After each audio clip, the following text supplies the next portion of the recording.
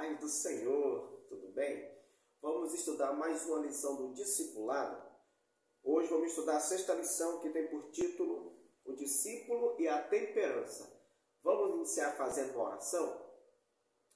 Deus, obrigado, Senhor, por mais esta aula do discipulado.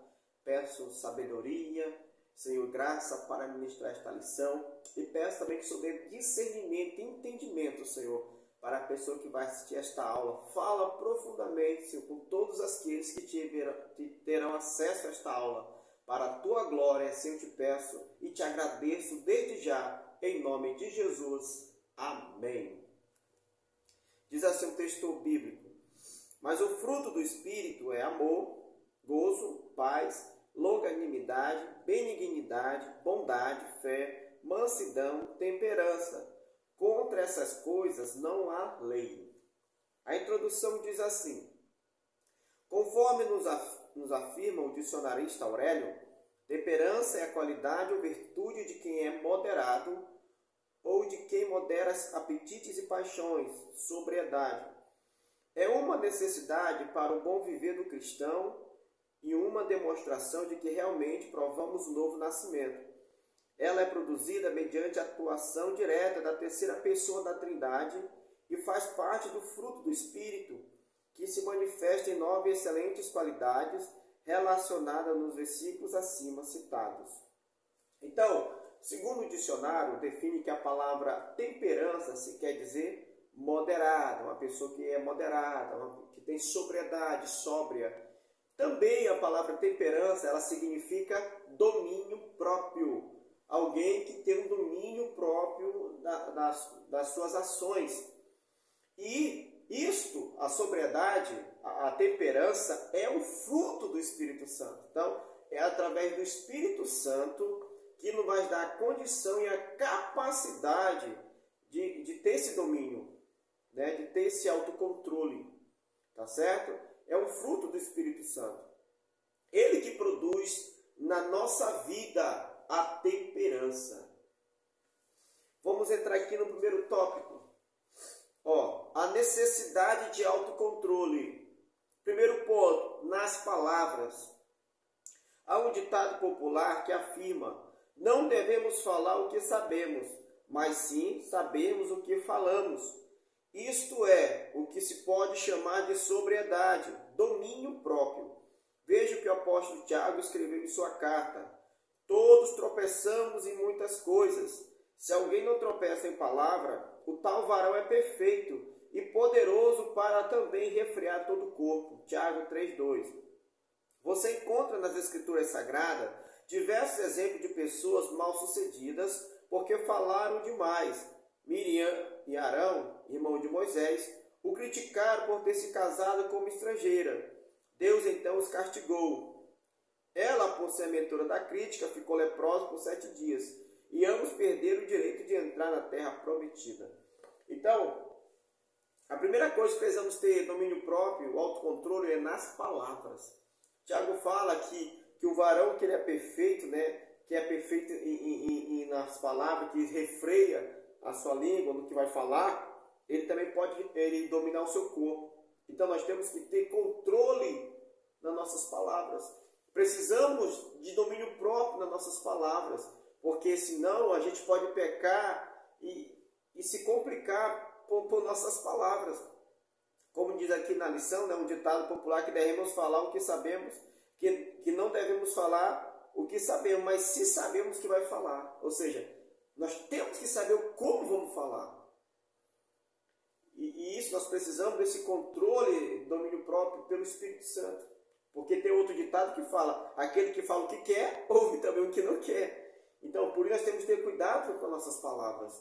Aqui dá o exemplo de Miriam e Arão. Eles não vigiaram no falar, criticaram Moisés por ter se casado com uma mulher que não era israelita, e Deus viu aquilo, Deus não gostou. Né? Deus os castigou. Miriam passou 7 dias leprosa fora do arraial, porque o leproso não podia ficar dentro do arraial de Israel, né? Considerado pessoa imunda. E ela passou 7 dias fora do arraial devido que ficou leprosa. E Arão também foi punido. E os dois, segundo diz aqui o autor, eles não entraram na terra prometida. E uma das coisas que contribuiu foi essa crítica contra Moisés. Ou seja, eles não vigiaram nas palavras, falaram o que não deviam. Então, por isso nós precisamos do domínio próprio pelo Espírito Santo nas nossas palavras, principalmente quando a gente está com raiva, né? Quando a gente está meio revoltado, a gente está o nervo flor da pele, nesse momento que a gente acaba falando o que não deve, porque por mais depois que se arrependa, mas a palavra saiu e já não volta mais. Então nós precisamos do Espírito Santo para nos dar controle, por mais que estejamos em intensa pressão, momento de raiva, sabe, irado, mas ainda assim que o Espírito Santo nos dê controle no nosso falar, para não falar coisas que depois a gente vai se arrepender, certo? Segundo ponto, nas ações. 4 jovens judeus levados cativos para a Babilônia foram escolhidos por Nabucodonosor para realizarem um curso. E depois serviram ao governo caldeu. O rei ordenou que os alimentasse com todas as iguarias da mesa real. Daniel e seus companheiros propuseram em seus corações não se contaminarem com a porção do manjar do rei, nem com o vinho que ele bebia. Daniel, capítulo 1, versículo 8. Solicitaram então ao despenseiro que lhe fornecesse apenas legumes durante 10 dias. Se após este período seus semblantes estivessem abatidos, aceitariam o manjar do rei. No entanto, se apresentasse bom estado de saúde, continuaria com a refeição escolhida por eles até o final daquele treinamento. Após o período de 10 dias, seus semblantes eram melhores do que todos os demais jovens. Por isso, continuaram com aquela alimentação, à base de legumes, até o final do curso. Precisamos de domínio próprio nas nossas ações. Aqui dá exemplo de Daniel e seus amigos, Ananias, Misael e Azarias, que eram jovens que foram transportados lá de Jerusalém, de Israel, para a Babilônia. Os jovens no período lá que Nabucodonosor invadiu Babilônia, né? E aí ele escolheu entre os jovens judeus, jovens que iriam passar por um treinamento para servirem no governo de Babilônia. E entre esses jovens judeus estava Daniel e seus 3 amigos. E eles propuseram no seu coração, como diz aqui Daniel 1:8, não se contaminar com a comida nem com o vinho que o rei bebia. Por quê? Porque a comida do rei e o vinho era passado primeiro pelos deuses da Babilônia, ou seja, era uma comida sacrificada a ídolos. Isso era pecado diante dos olhos do Senhor. Então, Daniel e seus amigos colocaram no seu coração: a gente não vai comer essa comida, nós não vamos contaminar. Eles mostraram que autocontrole nas suas atitudes, por mais que colocasse em risco até as vidas deles. Então foi quando ele falou com aquele eunuco, né, que estava responsável pelo treinamento desses jovens, pela alimentação, e disse: olha, deixa a gente ficar só com 10 dias de legumes, não deixa nós ficar aqui nessa dieta só apenas de vegetais, né? E aí o eunuco permitiu, mas ele disse: olha, se a partir de 10 dias vocês não tiverem bem de saúde, vocês vão comer a mesma comida que os outros comem, né, que é a comida da mesa do rei. E tá bom, eles aceitaram a proposta. Depois dos 10 dias, eles perceberam, o eunuco, né, o responsável pelos jovens, percebeu que Daniel e seus 3 amigos estavam mais saudáveis do que os que comiam a comida do rei. E assim ele permitiu eles continuarem com essa dieta à base de legumes até o final do treinamento. E o treinamento foi de 3 anos. Então, 3 anos, Daniel e seus amigos, eles comeram apenas legumes e Deus honrou. Mas, primeiramente, eles propuseram no seu coração honrar a Deus. Eles tiveram domínio próprio nas suas ações. E por que nós precisamos de domínio próprio? Para não agirmos precipitadamente. Principalmente de um momento de raiva, de um conflito, né? Às vezes, no momento de raiva quer partir para agressão física, quer brigar, né? Quer tomar atitudes ali em momento de raiva, no momento da temperatura alta ali, que pode nos prejudicar, que pode manchar a nossa reputação de servo de Deus, de cristão. Então nós precisamos de domínio próprio nas nossas ações, que o Espírito Santo nos dê domínio próprio para não agirmos precipitadamente, para não pecarmos diante de Deus com as nossas ações. Tá certo? Para não dizer como alguns têm uma brincadeira, né, uma conversa aí, que fala assim: o irmão diz assim: olha, eu sou crente, mas o meu braço não é crente não, né? Então corta esse braço. Então nós temos que ter domínio próprio nas nossas ações para não agirmos precipitadamente, tá bom, meus irmãos? Terceiro ponto, nos pensamentos. Por falta de vontade própria, Davi cedeu à tentação que o naufragou no pecado e o fez pagar as consequências pelo resto da vida. Era a época em que os reis saíam para a guerra. No entanto, ele passeava no terraço de sua casa real. Seu pensamento vagava distante, em busca de algo que satisfizesse o seu ego. Repentinamente deparou-se com uma cena que o devorou, como uma labareda de fogo a consumir algo inflamável. Uma mulher banhava-se nua no quintal de sua casa. A chama da sensualidade acendeu o desejo contido no coração do rei de Israel de possuí-la. Quando percebeu o que fizera, já era tarde demais. A havia deitado com ela e tinha ordenado a morte do seu marido. Tudo isso aconteceu por falta de autocontrole do pensamento, que levou a cometer aquela loucura. Hoje, gente, aqui dá o exemplo também, precisamos ter autocontrole dos nossos pensamentos. Aqui conta a história triste do rei Davi, que no período que os reis iam à guerra, Davi resolveu não ir, ficou no seu palácio. E aí, sem o que fazer, ocioso, foi dar uma volta na varanda do seu palácio. Foi quando olhou e viu uma mulher se banhava na sua casa, que era a Batseba, mulher de Urias, um dos seus soldados. E aí, quando ele viu aquela mulher, com certeza era formosa à vista, ele cobiçou, não teve domínio no pensamento. Não olhou, pensou, em vez de tirar o rosto, não, ele cobiçou e mandou que chamasse ela. E quando ela chegou, ele disse: quero deitar contigo, ou seja, eu quero ter relação com você. E aí Davi cometeu adultério. A mulher foi embora. Logo após uns dias, a mulher avisou que ela estava grávida. E aí o problema aumentou. Então Davi, para tentar resolver o problema, ele tramou a morte de Urias. Ele escreveu a carta para colocar Urias na frente de batalha, onde o exército do inimigo fosse mais forte. E quando o exército inimigo atacasse, o exército de Israel recuasse para deixar Urias ser morto pela mão do exército inimigo. E assim foi feito, né? Urias na frente, colocaram Urias na frente de batalha. Urias foi na guerra ali, o exército de Israel recuou e os inimigos avançaram e mataram Urias. Quando Davi soube da morte de Urias, ele pegou e tomou Batseba como a sua esposa, achando que ninguém ia perceber o adultério, mas Deus estava observando tudo, né? E aí Deus levou o profeta Natan na sua casa e repreendeu Davi pelo adultério, pelo pecado, também pela consequência morte de Urias, que Deus cobrou dele o homicídio, porque ele que tramou a morte de Urias.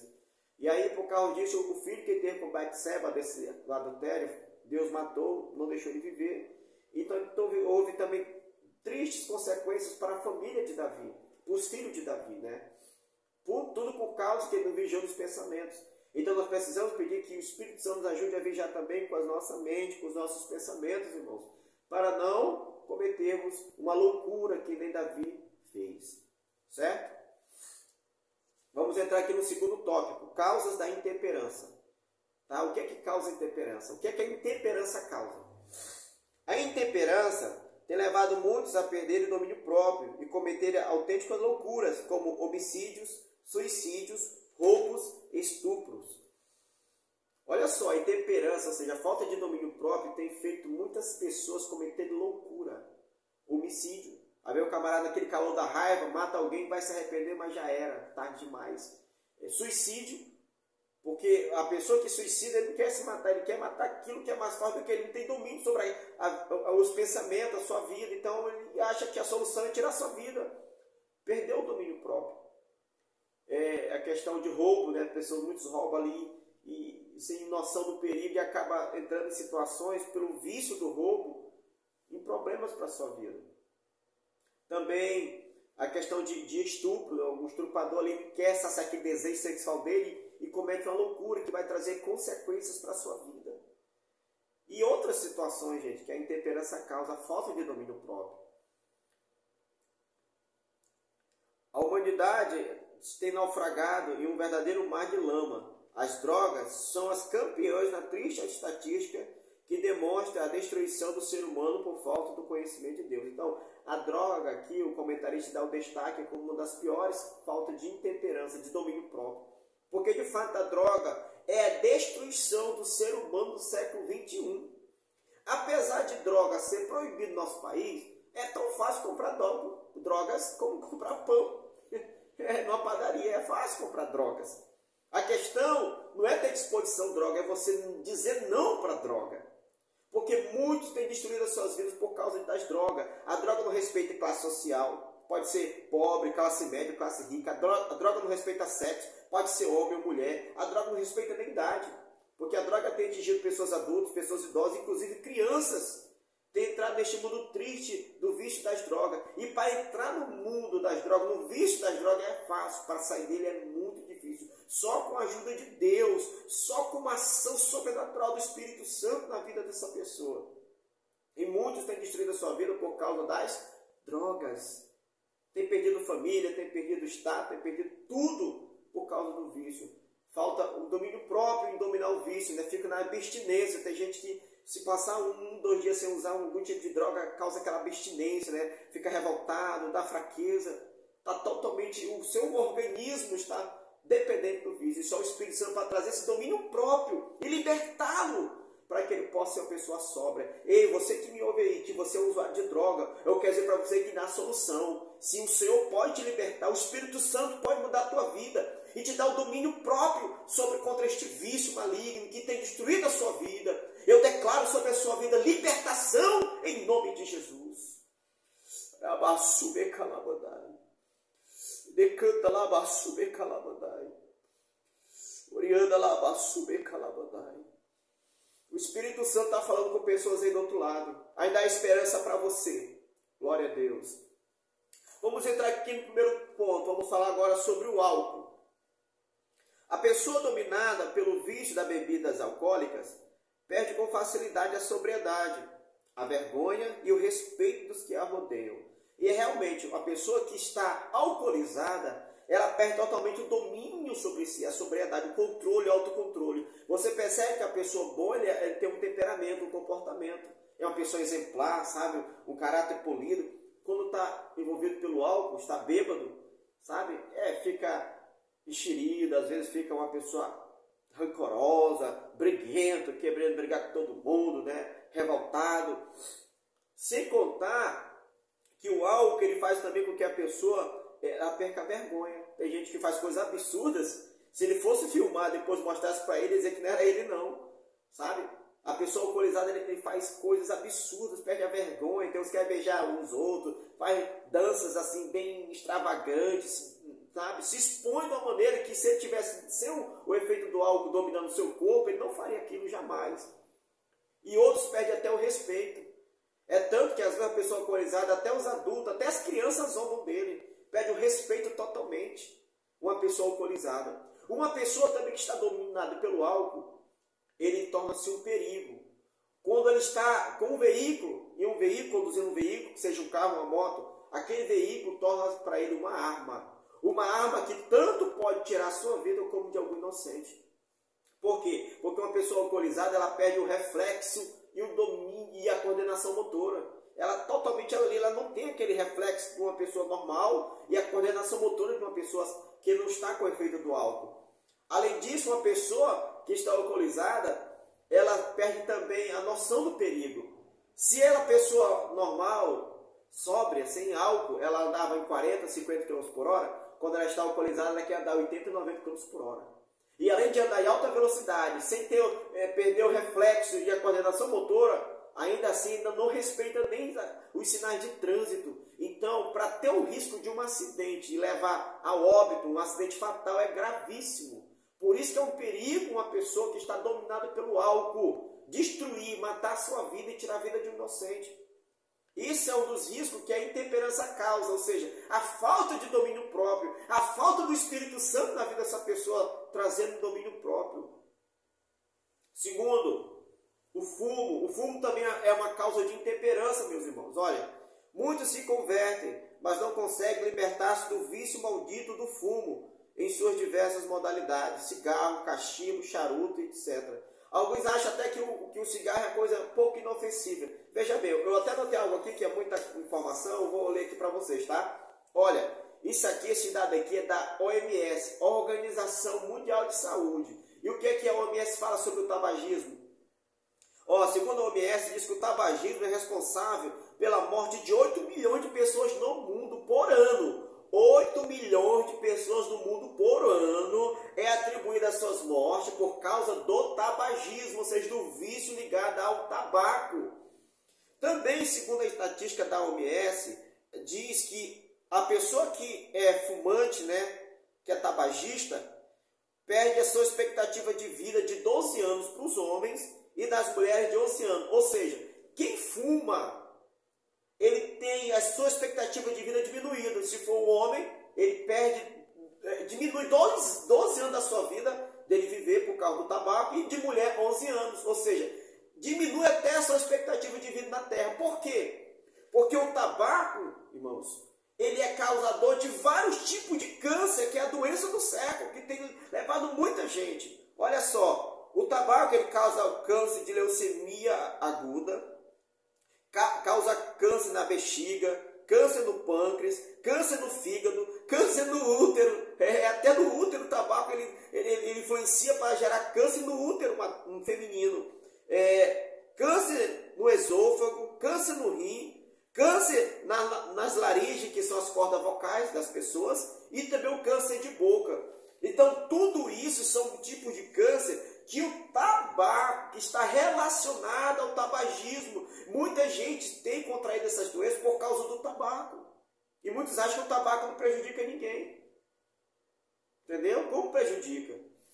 Mas eu quero também dar uma palavra de esperança para você que me ouve, você que quer deixar esse vício, você que até já se converteu, mas não consegue abandonar o tabaco. O Espírito Santo, ele tem poder para te libertar. Jesus disse, se o Filho vos libertar, verdadeiramente sereis livres. Eu profetizo sobre a tua vida que o Espírito Santo vai te ajudar, vai te dar domínio próprio sobre este vício maldito. Você vai ter autocontrole por ele, para dizer não e viver uma vida livre do tabagismo, para a honra e glória do Senhor. Aleluia.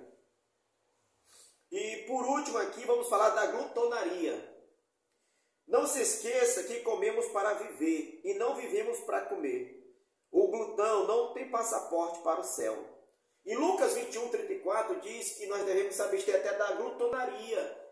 Glutonaria, o que é glutonaria? É a pessoa que come demais e fica saciado. Até comer demais é pecado. E segundo a Bíblia, pode se perder até a salvação por causa disso.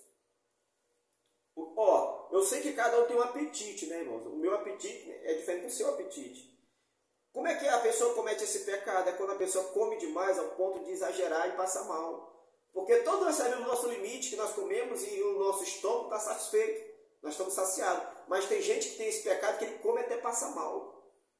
Sabe? Isso é pecado também, comer até passar mal. Né? A Bíblia condena a glutonaria. Entendeu? Espero que você tenha gostado da lição de hoje, tá bom, meus irmãos? Vamos entrar aqui nas perguntas? Vamos lá, primeira pergunta. O que é temperança? Primeira pergunta, o que é temperança? Segunda pergunta, a temperança é gerada por quem? Quem é que produz a temperança? Ficou fácil, né? Terceira pergunta, de acordo com a lição, por que Davi pecou? De acordo com a lição, por que Davi pecou? Quarta pergunta, o que impede a atuação da temperança na vida do crente? Quarta pergunta, o que impede a atuação da temperança na vida do crente? E última pergunta, o que é intemperança? Ou seja, é o oposto do que é temperança, né? O que é intemperança? Tá bom? Essas são as 5 perguntas. Na próxima lição nós vamos estudar sobre o discípulo e o perdão. Um tema muito importante também, né? O perdão. Então eu espero que você tenha gostado desta lição. Que Deus te abençoe. E até a próxima aula, se assim Deus permitir. Um abraço.